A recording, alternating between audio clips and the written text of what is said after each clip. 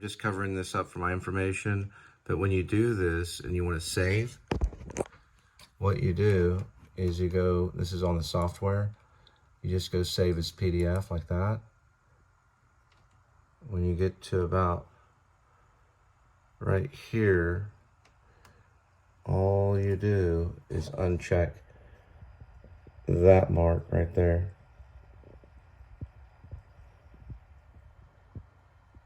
See how you can check this? Just uncheck it. That way it won't have a title page. You can use it, or you can use, you know, whatever you'd like. But if you uncheck that, then it won't go with the title page. Then hit save.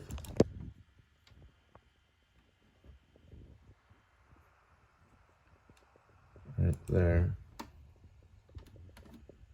Next step, make sure you have the 2 letters, because you're going to mail the letters to the office. So they have a paper copy.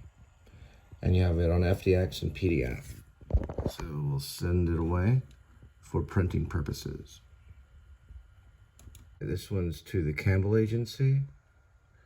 And there's the letter. And there's my thank you. And it's for their consideration for commercial area. See if I can show you the letter. I'm seeking representation in the commercial area. Attaches a current resume and photograph. For your consideration, I'll be calling your office to hopefully meet with you personally.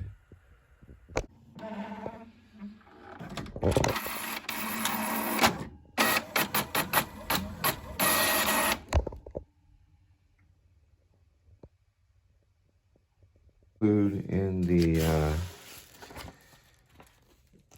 mailing will be, this will be a letter to Kim Dawson, seeking representation for Cole Spivey, and a letter to the Campbell Agency, which will be seeking representation. Next, we print the resume.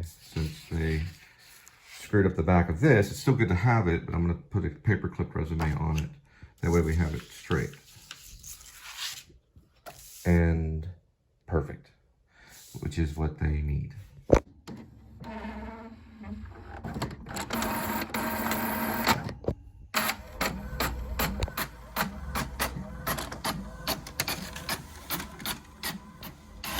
That's 1 resume and 2 for each one.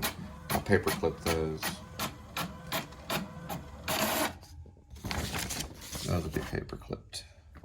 All right, now for the resumes, I will put one here and paper clip it, and one here.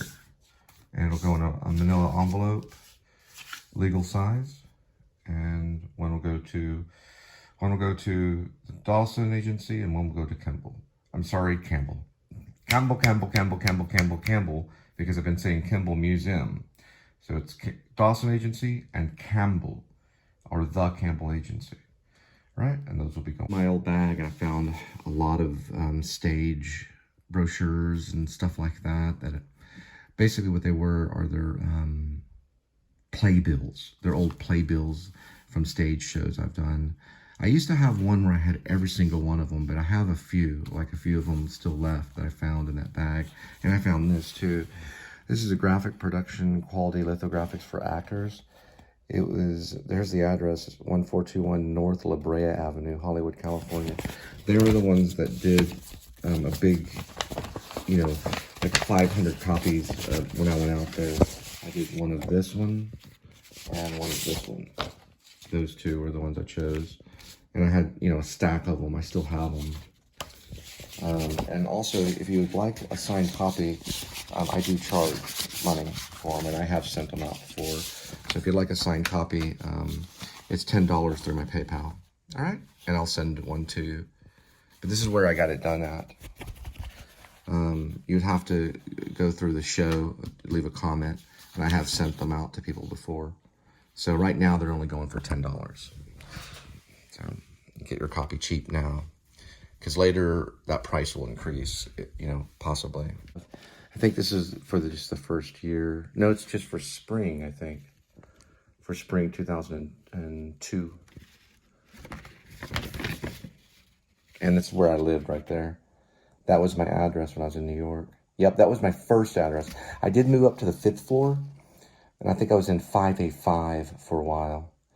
But that's my full name. That's exactly where I lived, and it's 10010. I always think of that. Sometimes I think it's 10011, but it's 10010.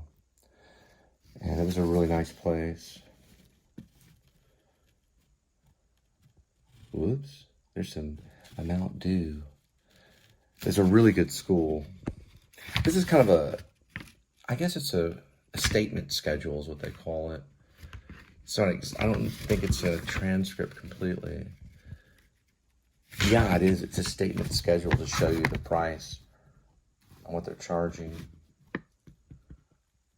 Health service fee was $110.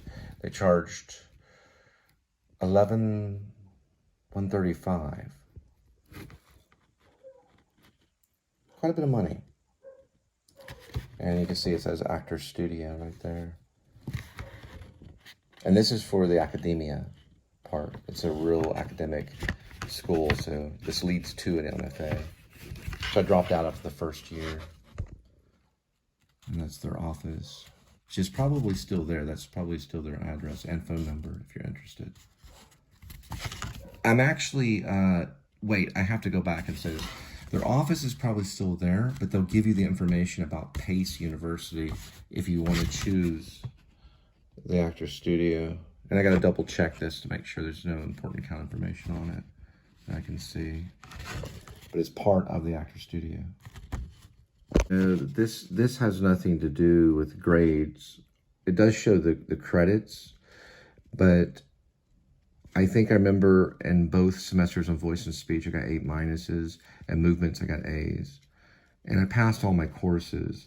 This is just showing what's called a statement schedule.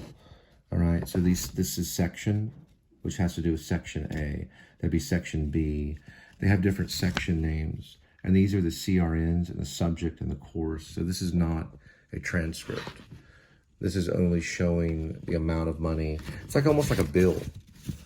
There's my student ID. And it shows the address. It's more for, this was probably more for, to get your ID card and to get in to campus on room and board. And it shows health services and stuff like that. It does show the course credits, but it doesn't show the A's because it's not, it doesn't show the grades because it's not a transcript. It's just something different. It's basically just information, a statement schedule. I just kept it so I can see the different things right here, but it doesn't have anything to do with the grade. Neutral America would be non-regional speech. Workshop 2, theater history, basic technique, voice and speech movement. Movement 2, one would be Alexander. I forgot the other movement class would probably be, that might be related to Alvin Ailey, the HOR. The ALE is Alexander. And then there's voice and speech. Basic technique would be acting technique. And there would have been Monday and Wednesday on the technique class. The voice and speech would be Monday, Wednesday, and Friday. The Alexander was Tuesday and Thursday. And whatever HOR was MWF, which I think that had to do with dance. Theater history was on Tuesdays and Thursdays, and then we had a workshop class on Friday. And then I had a private speech. Well, it wasn't, I did have a private speech person that worked with me, but I also had a class that was in what's called non-regional speech. And we used this stuff right here. For non-regional speech, we used this one right here, which is actually going to have the IPA in it. This is a great book. It's Edith Skinner. And it goes over all the vowel sounds. Ow. You'd say oust. You can see how that's part of the IPA, the International Phonetic Language. And we studied that as well, which is very valuable. And what I'm doing now and what I'll continue to do. Put my speech book right here. It's one of my favorite classes. I really enjoyed the speech class.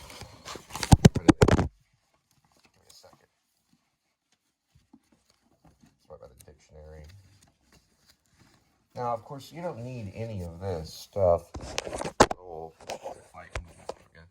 You don't have to have really any of this. As long as you understand yourself, then you'll be fine. But it certainly is a challenge, which is also another book that I recommend too. This one right here. Uta Hagen's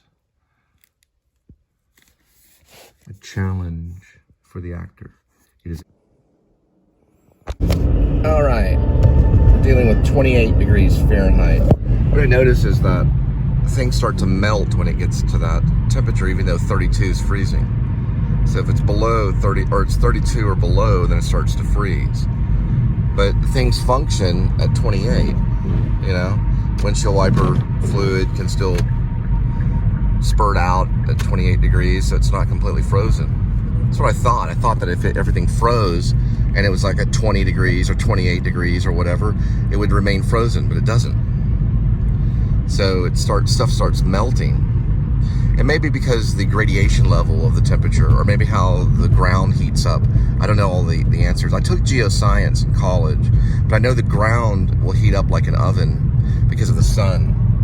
So if it snows, and let's say the temperature remains throughout the day at 10 degrees Fahrenheit, most likely that would stick. But if the temperature goes up to like 27 or 28, like it is now, I guess it starts to melt, even though freezing's at 32 degrees Fahrenheit. My only explanation is that there's different levels of the temperature according to where the ground is located. And also the temperature may be off. It's another thing I think, it might be. I don't think it's actually 27 degrees Fahrenheit. And the phone says 28 degrees Fahrenheit. It's probably more like 33 or something like that. Or 34 degrees Fahrenheit. But I don't know. I don't know the answers of why things seem to melt when it's like at 28 or 25 degrees. So, I don't know. Maybe it slowly starts to melt. I don't really know the answer to it. But if you do, leave a comment. I put on some Wilco, If I Ever Was a Child. Pretty good song. The recording's awesome. I'm headed to go pick up Linda, and then I'm going to drop her off, and then we'll start delivery. Just to, if you're doing a biopic on me or something. Oh, and today's January 16th, 2024. I've been getting that right. I head over to Target and get some manila envelopes to mail my headshot and resume to the agency, or to the agencies, plural. Hardest part is locating the office supply area, but it's very easy if you find a nice customer service person. I found all the children's shoes, but still looking for the office supply. There's one right there. All right. Oh, sorry about that. All right, it's front right corner. Oops, sorry about that. All right, so front right corner is past clearance and maternity.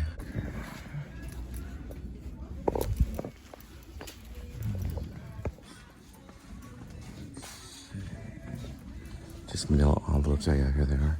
Not too bad, $2.75.